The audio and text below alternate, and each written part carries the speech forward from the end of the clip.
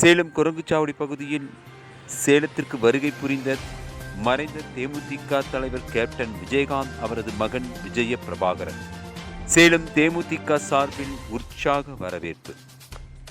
தேசிய முற்போக்கு திராவிட கழகத்தின் பொதுச் செயலாளர் பிரேமலதா விஜயகாந்த் அவர்களின் ஆலோசனைப்படி மறைந்த தேமுதிக தலைவர் கேப்டன் விஜயகாந்த் அவர்களின் மகன் விஜயபிரபாகர் அரசியல் மற்றும் கட்சி நிர்வாகிகளிடம் நேரடியாக சந்தித்து ஆலோசனை மற்றும் கருத்துக்களை கேட்டறிந்து வருகிறார்.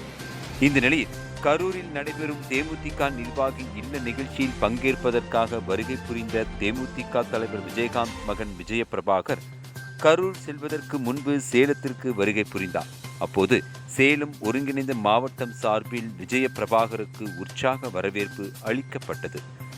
மாநகர மாவட்ட செயலாளர் ராதாகிருஷ்ணன், கிழக்கு மாவட்ட செயலாளரும் உயர்மட்ட குழு உறுப்பினருமான ஏஆர் இளங்கோவன் ஆகியோர் விஜய பிரபாகருக்கு சால்வை அணிவித்து பூங்கொத்து கொடுத்து வரவேற்றனர். இதனைத் தொடர்ந்து கட்சி நிர்வாகிகளுடன் ஆலோசனை மேற்கொண்டார். தொடர்ந்து கட்சி நிர்வாகிகளும் தொண்டர்களும் விஜய பிரபாகருக்கு சால்வை அணிவித்து வாழ்த்துக்கள் தெரிவித்தனர்.